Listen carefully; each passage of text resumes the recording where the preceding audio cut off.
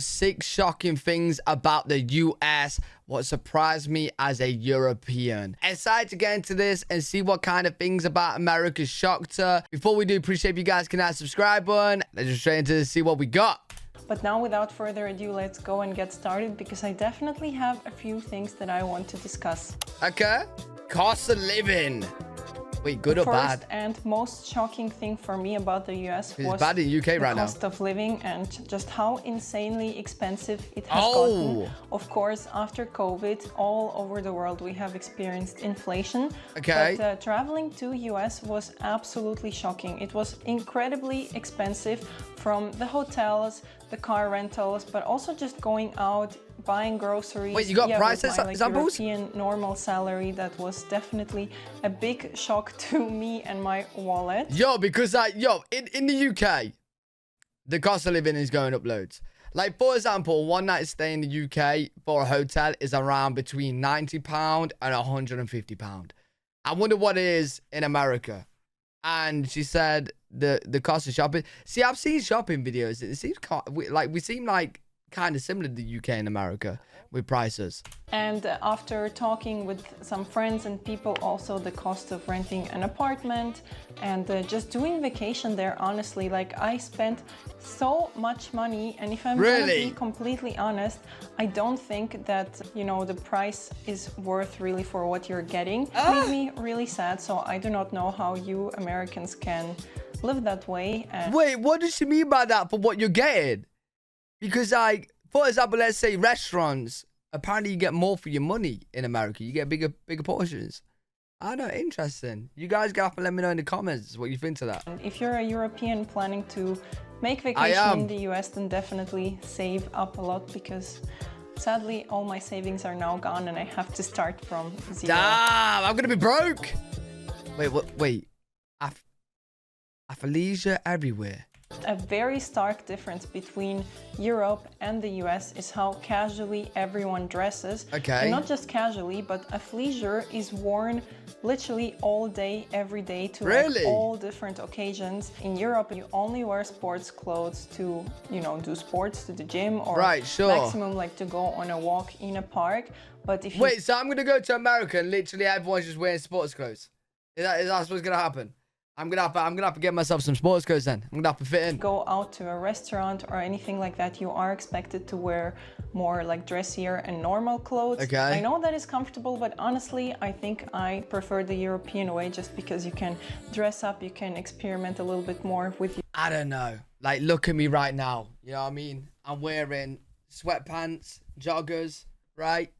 Just a plain black top and a hoodie, bro, because it's cold. But yo, I would prefer, obviously from what I'm wearing, right, comfy's better. Being more comfortable is better, bro. So I don't know, she prefers the European way, you know, dressed to impress instead of being casual.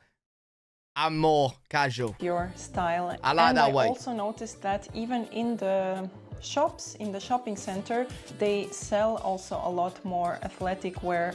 Take it as you will. For me, I see it as a rather negative point. I do know that it's comfortable, but I still think that you can look comfortable and good and put together with regular clothes as well. And I think you Americans can still learn that from us. Hey, listen, no, don't learn from it. Stay casual. Wait, poverty and drug abuse. It is very... Bro, there's no way this picture's America, right? There's no way this is America. There's no way. I will be very, very, very surprised if this is America, bro. Like, extremely surprised. There's no way.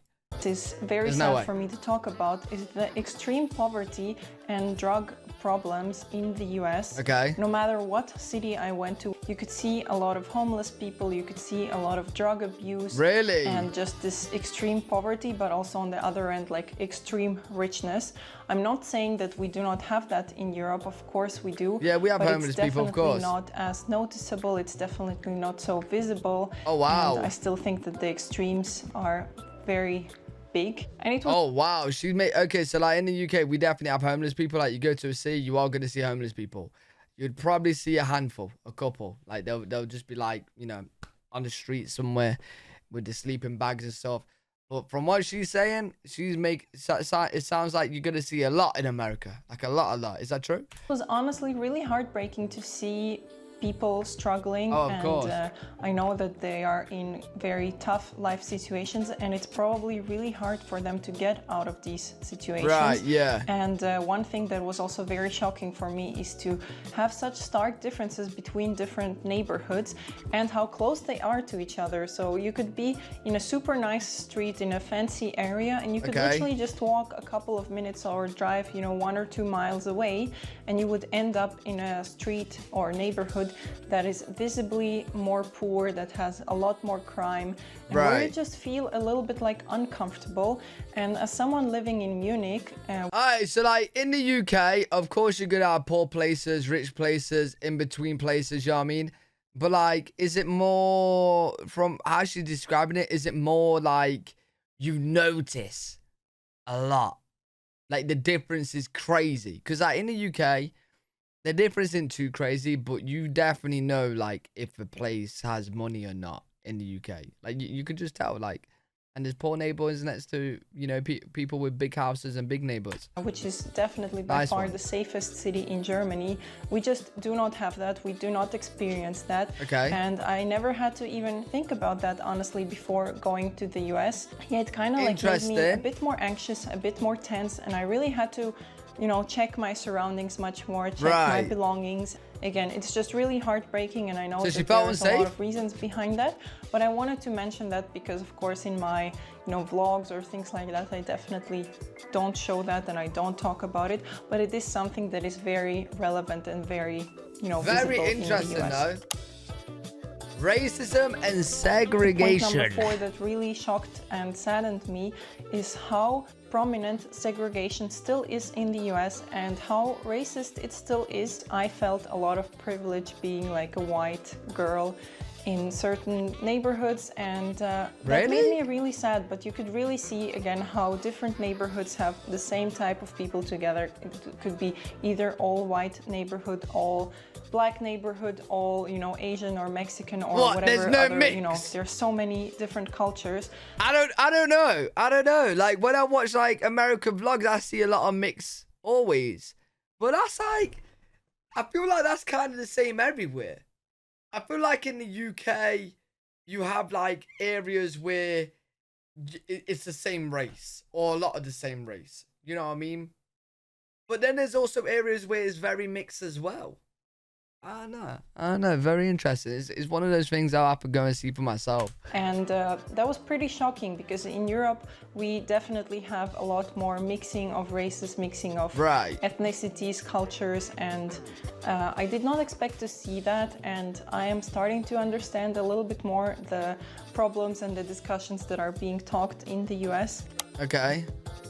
Oh, portion sizes. The next point is definitely more lighthearted, but still very shocking to me. But the portion sizes in the US are insane. Of course, I knew the saying, everything's bigger in the US.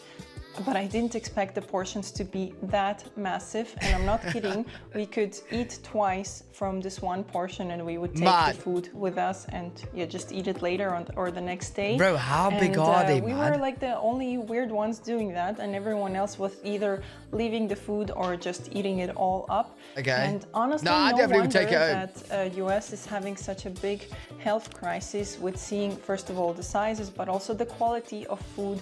There's fast food on every single corner. You don't have to drive far to find something, unhealthy, fried, double fried, triple fried. And I don't know, I just really missed after a few weeks my normal salads, my normal vegetables, and kind of like normal food that isn't all fried and unhealthy. Oh, we're different people.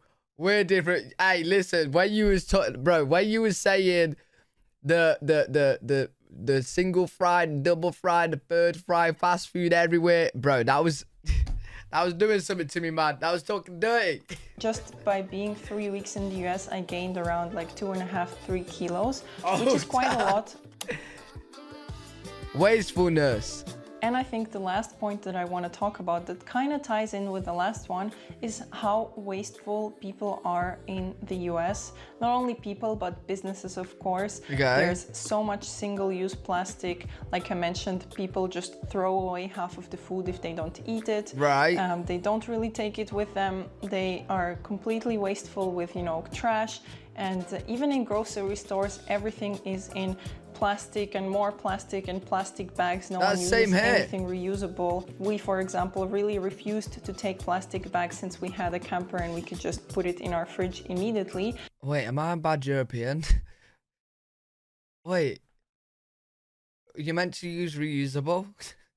I don't have anything reusable. Ah, mate, I'm gonna get kicked out of Europe.